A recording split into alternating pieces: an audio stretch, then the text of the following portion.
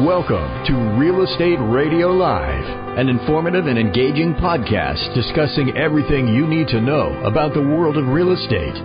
Your host, Joe Gintard, provides you with insight and guidance on how to buy, sell, finance, and invest in real estate. He also offers real estate tax management strategies, new construction advice, home improvement tips, and much, much more. And now, to guide you around the world of real estate, here's your host and Real Estate Radio Live team leader, Joe Gintard. Welcome in, Joe Gintard with Real Estate Radio Live. Thank you for those that are following us live on the Facebook feed. We appreciate that very much. Most of you know we've been doing the radio show and the podcast now for almost 8 years. And we want to continue to grow the audience any way we can and increase that audience and awareness and expand. So we appreciate those that are checking in on social media. Thank you very much. Continue to spread the word and let people know that we're out there. Of course, once this is done, this is a podcast, so we'd love to have you download the podcast if you haven't already done so. You can go to iTunes, anywhere online really, and just type in Real Estate Radio Live. You can download the podcast there or go to our website, which is RERL-1630-Small. That's RERL-1630-Small. Most of you know also that the show focuses on education and information, so we expanded our series of our shows. Last year we brought on Jack Russo, who is managing partner at the Computer Law Group in Palo Alto. Jack and I has done a series. Last year we did one on starting something new, the whole idea of starting a business, what do you need to do from A to B. We went through that. This year we kicked off the series of really growing your business. So what are the things you need to do once you get it started, and it's the next big step, how to grow, what that means. I think last week we talked a little bit about the C-suite, how to hire those people. We went into some psychology, too, and we had some displays in the studio with us. So today we have Jack and our other guest also. Unfortunately, they couldn't be in the studio, so they're calling us via a Zoom link here, so we're going to do that interview. So what I'll do now is I'll turn it over to Mr. Jack Russo, and he could invite our guest. And before you do that, Jack, just remind the listeners and the callers, of course, a little bit about your business as well. Sure. Thanks, Joe, for letting me call in. I apologize I couldn't get there, and I thought I'd be able to Zoom in, but I'm dialing in, as is the great guest that we have who's calling in from North Carolina, Joe Gintard, who has been a friend, colleague, and client for, I think, Joe Gintard, for going on I want to say over 30 years. Wow. It's been a long time. And I knew Joe when he was a senior C-suite executive at one of my first clients from many, many decades ago called Industrial Electric Manufacturing, Inc., sometimes known as IEM, not IBM, but IEM in the East Bay. And I met Joe and a number of other great people there, Joe G. And Joe G has a great business that I like to say is small is beautiful, which is the topic today. I'm, of course, the managing partner of Computer Law Group in Palo Alto, and people can reach me at 650-327-9800 by phone, or more commonly these days by email at jrusso, JRUSSO at computerlaw.com. And I've known Joe Gintard for many decades, and he has been very successful growing a small business. And I thought, well, what better person to invite onto the show where we're talking about growing your business than someone that's done it successfully and in a way that is immensely able to leverage talent without necessarily having hundreds or thousands of employees. So he's done some amazing things doing that. So I thought I would invite him to the show. He was able to join, obviously, by phone, because you're in Charlotte, North Carolina now, right, Joe? That's right, Charlotte, North Carolina. Beautiful day here. And, yeah, I mean, tell us a little bit about your journey, because you lived in Silicon Valley for many, many years, and then I guess decided that life is a little more relaxed and a little less expensive in Charlotte, and beautiful, growing Charlotte, and you moved your business there, right? That is correct. I was a Silicon Valley startup around 1994, as I recall. I was born in Indiana, northern Indiana. South Bend was the town where Mayor Pete is running for president. Okay. That's good. Thank you for that. He's getting some traction, I have to say. I mean, people didn't think it'd be possible for a small town mayor to do it, but I'll tell you, people are starting to believe that we might have a gay president next. And, years ago, people would laugh about that, but, it's a new world out there. Yeah. He seems to be a pretty bright, likable cuss, and that's good. Yeah. So, anyhow, I was born in that town, South Bend. Family of 9 kids. I was the second oldest. All of us went to a high school right across the highway from the campus of University of Notre Dame. And I've had a series of very lucky breaks in my life. And one of the luckiest ones is I was fortunate enough to win a full ride academic scholarship to Notre Dame. Otherwise, the summer before college, I was slinging hamburgers at McDonald's to make some money, and I couldn't have even dreamed of affording the place. So that was a very lucky break. And you probably became a really big football fan too as a result, right? No doubt about that. Sure have. And they've had their ups and downs, but mostly ups lately, so life is good. So I went to Notre Dame, studied electrical engineering and business management. With that background, when I came out of school, for an electrical guy, there were not too many choices. You'd either go to be a generating utility engineer at places like PG&E or Commonwealth Edison or Con Ed or Duke or something like that. Or you went to one of the 2 major manufacturers that were around, electrical manufacturers. And at the time, that was either General Electric, GE, or Westinghouse Electric. And I kind of chose GE, or they chose me. I joined them in 1971, I think. Well, it was considered a really big deal to be able to get chosen by General Electric because they had a training program, and they still do, I guess. But they were considered to be a place you went to get really highly trained, almost like you were going to business school, right? Exactly right. They were well known at the time. This was back even before the Jack Welch years when I joined, and GE maintained a management training center. It was like a college campus in Crotonville, New York, on the Hudson River. It was a fantastic place, very good courses. So they would select promising young managers, new managers, middle managers, senior managers, and take them there for these courses. Some of the major courses the major course was called BMC, which was business management, which was training for their senior guys to become general managers of one of the GE business. And this was a course that was about a month long, and essentially it was an MBA course crammed into 4 weeks. GE was very highly regarded. Every company worldwide regarded them as one of the best managed companies anywhere. And they emulated the organization structure and management development programs. So it was prestige, and it was a great career for 18 years.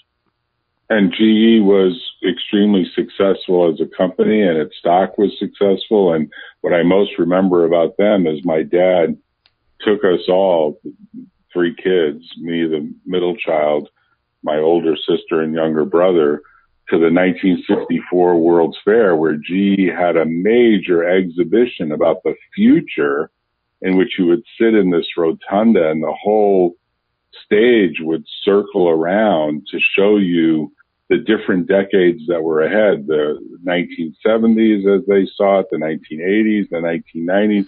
And of course, we're just kids and we can't even imagine. And then they even talked about the coming millennium of the 2000 and how everyone would have all these electric and electronic devices and the world would be a different place.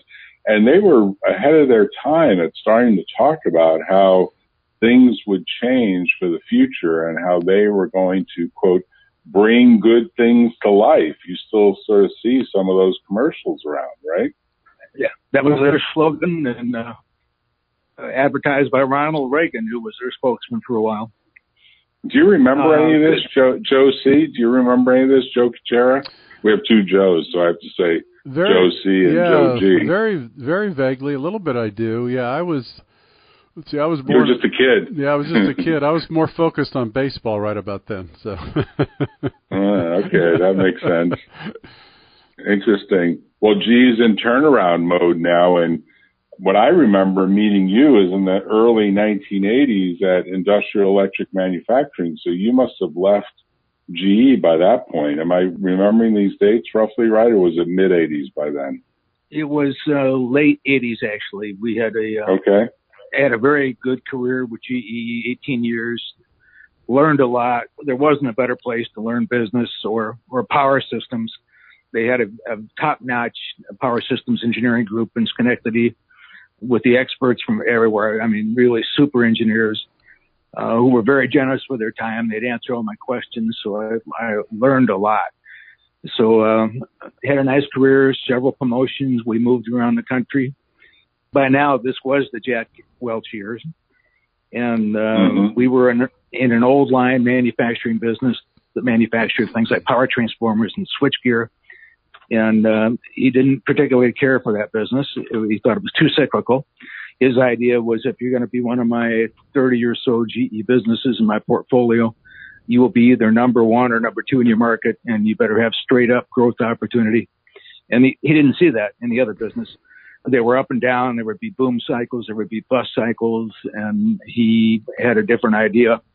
And he was very clear that if you couldn't get your business to number one or number two within a few years, you'd be on the auction block or you'd be closed. And he was dead serious about that. And managers took it very seriously.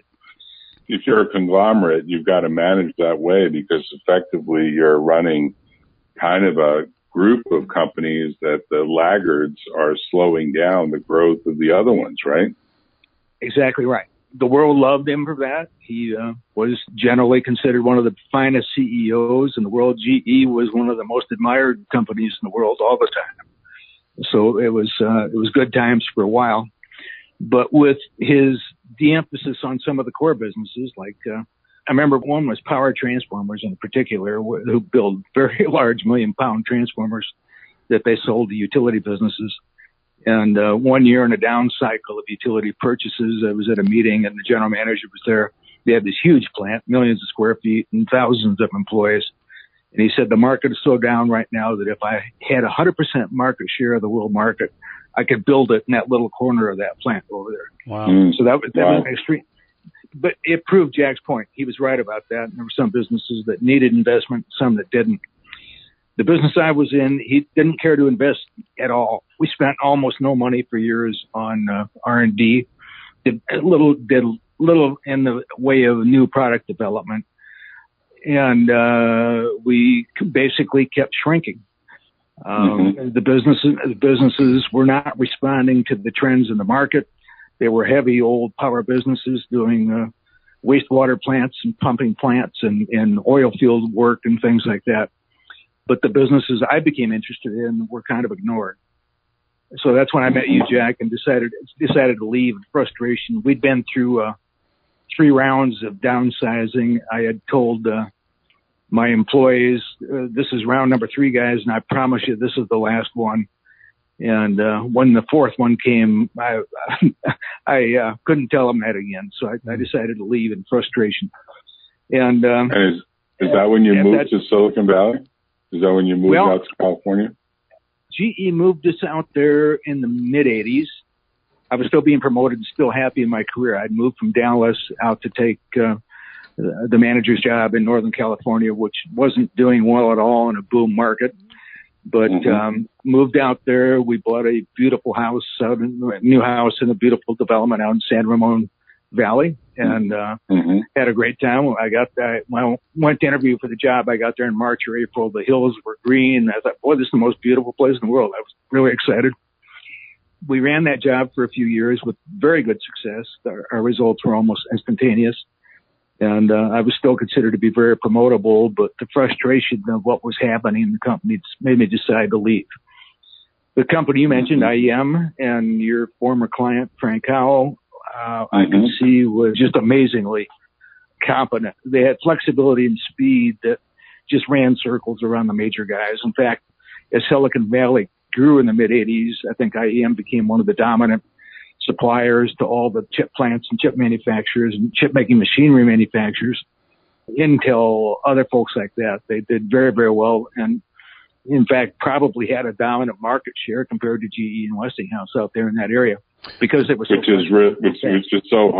is so hard because IEM was a relatively small private family owned company with a great team of employees, including yourself, and they would do things that GE and Westinghouse couldn't do. IEM could turn around a piece of switchgear if Intel had a fire on their factory. There used to be factories. People don't remember that. We used to have chip factories here in Santa Clara County, and there are fires because rodents get into equipment and things happen. Stuff happens and fires happen, and you have to turn around a major piece of switchgear in 24, 48, or 72 hours. None of the big guys could do it, but Frank Howe and his team with you and others, they literally, turned the shop running 7x24. And we had a stack of letters. We had binders of letters from happy CEOs saying how if IEM hadn't provided that equipment so that all the burnt out gear could be instantly replaced, they would have missed their quarter and their stock would have crashed and they would have to do a layoff, and they saved the company. And there were multiple letters of goodwill like that in the IEM files that I remember oftentimes flipping through. Let me interject. We only have so much time on the podcast, so okay. why don't we transition, Joe, into now, leaving that, starting your first startup or your company, and let's dive into that. I just want to make sure we dedicate enough time to growing the business component here. Right, because you then started out and started your own company after you left IEM, right? Well, related to that was Intel, as you mentioned, who turned out to be my very first customer. And what was happening is, as Silicon Valley developed, the owners of companies there needed more flexibility to have smarter switchgear. They wanted to be able to make complex load transfers, and the major manufacturers couldn't do that. IEM wasn't very good at it either, as a matter of fact. So they wanted switchgear to be able to perform certain functions. That was the last thing in the world the major manufacturers wanted, because they wanted to build streamlined catalog number equipment that they could produce efficiently and somewhat quickly. You mentioned 24, 48 hours. They were more like 24 weeks. But that was better than the alternative of doing the complex switchgear that these folks wanted. So I could see that need, and I opened a company that was essentially a value-add reseller of switchgear. I'd purchase very standard switchgear from major manufacturers. IEM was my first supplier, and designed it to my own specifications. Then I would add to that the specialized controls and wiring and programming to perform the specific functions wanted by the customer. That got a lot of attention, and I was surprised how big a hit it was. With that success, I didn't make much money the first year, but the second year was pretty good, and the third one really took off, and it's been gangbusters ever since. But not long after that, we became involved in data centers. And data centers have been our entire focus for the last 20 years now. So we carefully studied the needs of customers in that market, and we developed new products ahead of the trends. So I'm a little startup company, just brand new. In data centers, prior to about 95, all data centers were small enterprise data centers. They were built and owned by banks, investment companies like Goldman Sachs, JP Morgan, insurance companies, credit card companies like American Express and Visa, maybe some universities and governmental agents. But compared to what we're building now, these were tiny. What changed everything was the internet was kind of born in the mid-1990s. And the first modern internet data center was built around 1995. It was by a company called America Online, AOL, in Dulles, Virginia. By today's standards, it was tiny too. It had 8 megawatts of critical load. That dwarfed any data center built before that, which were typically 1 megawatt, maybe 2 megawatts. So this was a huge deal and it caught the attention of the entire electrical industry. So when that project was designed, I was invited with my company to join a really top-notch engineering construction team to build that plant. And it was a fun project, a beautiful project, very, very successful. So good that same team worked so well together that we still have hung around for about 20 years now, building larger and larger and larger data centers all over the country and in a few other countries. So that trend of growth made some new opportunities apparent to me. As the load requirements in these data centers, with all the data just growing like crazy with Google and Facebook and YouTube and Amazon and everybody else, the need for data centers just grew exponentially. And the size of these things went from 2 to 5 to 10 to 30 to 50 times the loads of the early data centers. So what happened, though, was most of the consulting engineers designing these things didn't know any better. They took their previous designs that they'd built years ago and just scaled them up by a factor of 8 or 10 or 50 or whatever is needed. And that didn't work at all because it involved placing millions and millions of pounds of copper and aluminum cables in underground duct banks to transport power from here to there. So I worked with a PDS, my company worked with a few of the more innovative engineering firms, creative guys, to start a trend to distribute power at higher voltages. So instead of the traditional 480 or 600 volts, we went to 5,000 volts, 15,000, 25. We're even doing 35,000 volts right now, bringing that voltage directly into computer rooms of all things. And that's had the effect of reducing the tonnage of copper by 90 or 95% from what was being done before. Boy. And I'm sorry, go ahead. No, I was saying, I was just remarking, it's amazing you were able to reduce it by that percentage. I think the big point here, the big point a lot of people miss is that this internet growth also spawned the growth of these data centers, which spawned the need for innovation in areas that people were not innovating. You might say, this could have been a great business for GE to be in, but they were sort of getting out of the business. And in effect, they lost talent like you that could have brought them this value. And instead, because of the changes they made, you opened the business because you saw an opportunity and you jumped on it and took advantage of it and then innovated right into it, which is a perfect story of how you start and then grow a business. Exactly right, Jack. So, anyhow, that was our mission in life, was to tell data center owners, you need to distribute power at higher voltages. And if you do that, we can save tens of millions of dollars in data centers. So we're talking about facilities that have gotten so huge now that the typical investment is somewhere between maybe $300 million and $1 billion per facilities. We're doing mega data centers now with as much as 200 megawatts of load being built all over the place by Google and Facebook and Microsoft and Amazon, as well as some hyperscale, what are called wholesale lease providers, like Equinix and Digital Realty Trust and Cloud HQ. So these guys have a little different approach. They build huge data centers, shells of buildings, and they lease the computer rooms, the server racks, to companies that can't afford a $300 million data center. So it's lease space, basically. The owner of the facility provides the cooling for the servers. They provide all the uninterruptible power, which has to be not uninterruptible, and security and connectivity to any number of fiber providers. So these things have gotten huge. Our latest project, the PDS, is in Ashburn, Virginia, and it contains some server rooms, 24 server rooms, that are about as large as 3 football fields under one roof. This latest plant uses quantity of 55 of our indoor substation transformers that collectively have a capacity of more than 220 megawatts. So these things are so large that just 4 or 5 of these plants could consume the entire output capacity of a typical nuclear power station. Just really big stuff. It's phenomenal. What about so Joe? How did you pull all this off? I mean, this is the key question. How did you pull all this growth off without having tons and tons of employees and overhead and all the things that, of course, you learned at GE are difficult to manage? How did you pull off having this relatively successful, extremely profitable business without all that overhead? I mean, that's key for the listeners to understand a little bit more about. Yeah. But at the beginning, I didn't need much investment capital. I started on a shoestring with my own money and grew the business through just growth, organic growth.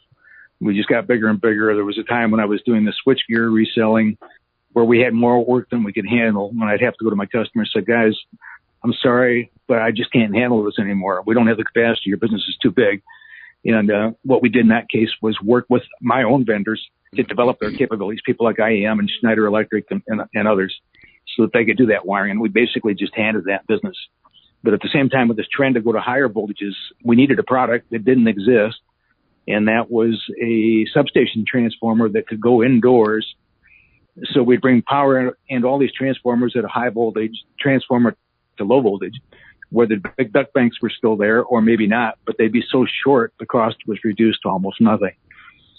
So that got a lot of attention. One of the keys is quality proposals, technical proposals, which I believe strongly in. And major companies who compete against us, and some do, but nobody really directly competes. When they're issued a request for proposal, they will issue big binders of proposals with dozens or hundreds of pages, thousands and thousands of words. And the customers who read those get very bored very quickly, and they have the attitude, well, these guys trying to hide. It's like trying to find the needle in the haystack that's not there. In contrast, our proposals are usually 3 pages, maybe 4 tops, sometimes easily emailed, no binders, no heavy paper. And we've taken the time as we do a proposal, we put a lot of time into it. That if you're a small company, that's your best bet, and you're really your only bet to get some attention and get a fair evaluation. So these owners we're dealing with, very large companies, they see the proposal from us, and then these big binders, heavy binders from our competitors, if there are any competitors. Most of the time, we're heavy on drawings and photorealistic renderings. Instead of words, we show pictures, we show dimensions, and we tell the customer, here's this large piece of electrical equipment. This is $5 million worth of stuff, but it's exactly what it'll look like. And you can plan your data center around. And since that information is available so fast, most customers respond to that and they use it. So we become the basis of their design for their building. Whereas the competitors, our major competitors, still the big guys, are saying, you want drawings? Well, that'll take 12 weeks, and give us a purchase order. We'll go to work on your drawings. So ours is already there as they evaluate the proposal. Wow, so you're about keeping it simple, doing it fast, and delivering more value at the front end without necessarily having a contract, but you feel like doing that will get you the contract. So you're showing the client a lot of value up front in what you do before you get a signed contract. Yeah. Exactly. The message is to our customer, you can see we put a lot of time and effort into this. We're serious about it. We expect that we'll get an order. And in fact, as we've done that, I think our hit rate on proposals has been 100%. I can't think of a time when we went to all the trouble to put a proposal together. Let's try to with quality materials. We got about we didn't finish. We got about 2 minutes or so left, you guys. I just want to make sure we finish as strong as we can and kind of give the listeners as much. This has been a really great story and an evolution of where you started and the dynamics of the business and the growth. So I want to make sure that you and Jack finish in the next couple of minutes and just give us as much value as you can and how this successful business continues to roll along here. Right. Sure so thing. Joe G, you've been so successful. Let's wrap up around what do you do now, because you're getting older and you probably want to spend more time fishing or doing other leisure time activities, but you've been so successful. You can just keep growing, I suppose, but then you've got to start to bring in more people and transfer all the knowledge that you've accumulated, and you're quite an expert in your field. So tell us how you think about that. I think about it all the time, and it's a good problem to have. Everybody tells me what a great problem to have. Everybody tells me that, but it's not a great problem to have at my age, I can tell you. And we're exploring all sorts of different avenues right now. I brought my youngest son into the business about 5 years ago. He's also an engineer from Notre Dame and tremendously talented guy. And he quickly taught himself 3D modeling software, which even made our appeal to customers. We'd show them a proposal, say, this is exactly what you're going to get. So my worry is that we have become sole source to many major customers, and I don't want to just quit or close the business. It's a difficult business to sell because the value of it. It's hugely profitable, though.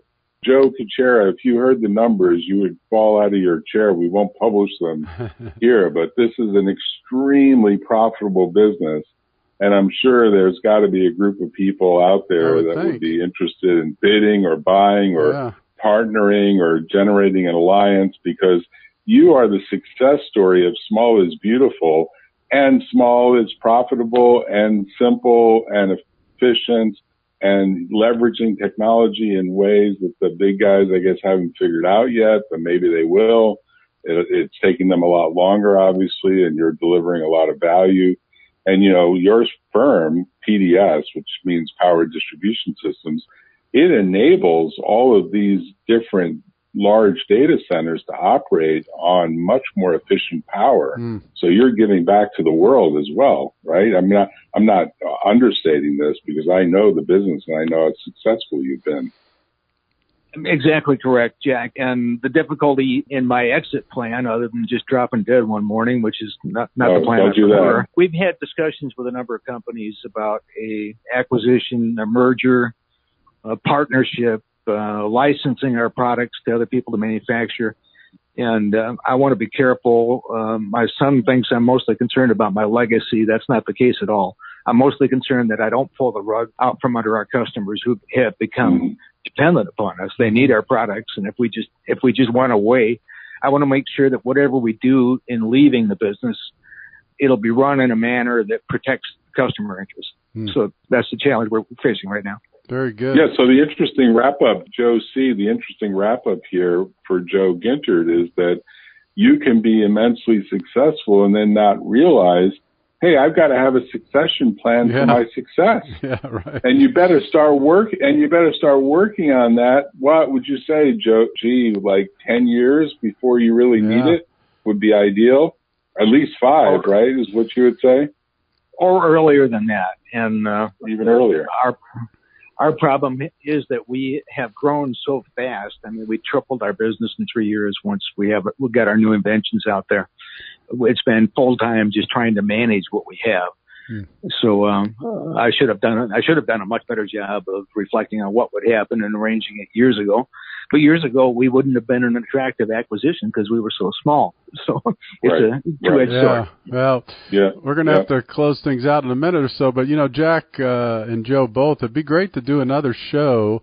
And as I listen to you, Joe, to speak more to, advice to these people starting companies. I mean, you have such a legacy and the process you went through and the steps. I think to kind of summarize from my end as I listen to this as an entrepreneur myself is, there's a lot of hard work and there's a person who stayed steady and steadfast to your beliefs and what you were doing and you stuck to it. Didn't happen overnight. And, I think entrepreneurs need to hear those types of things too and just the evolution of that. Sometimes, especially in Silicon Valley, we have this magical, everything's got to happen within the magical 12 to 24 to 48 months, right? It's not always that way. Not always that way. Yeah.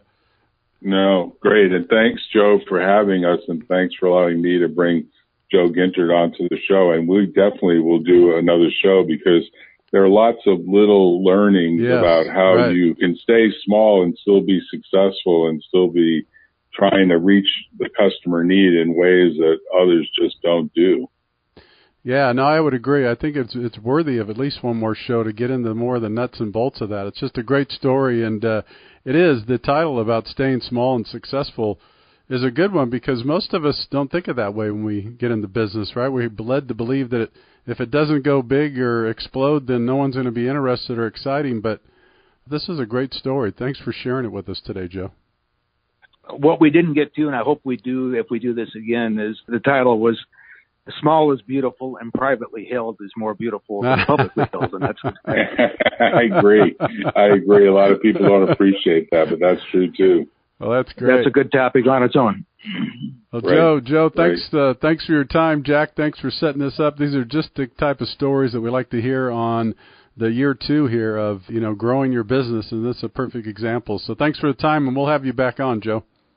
Great. Thanks for having me, Joe. And thanks, Jack. Bye. Okay, sure, guys. You're welcome. Take care. Bye. This is Joe Gintard with Real Estate Radio Live. Thanks again for tuning in. For those that are watching us on Facebook, what a great show. This is another example of a successful entrepreneur really starting from square one, taking it through the series of growing your business, something small and beautiful here today. That was a great story. So we'll have Joe back on hopefully in the next month or so to continue some of this knowledge because he had a lot of it there for sure. All right, thanks again for tuning in. This is Joe Gintard with Real Estate Radio Live. Have a great afternoon. You've been listening to Real Estate Radio Live. For more information on today's program, visit RERadiolive.com. That's RERadiolive.com. Subscribe to our podcast. Discover more at RERadiolive.com.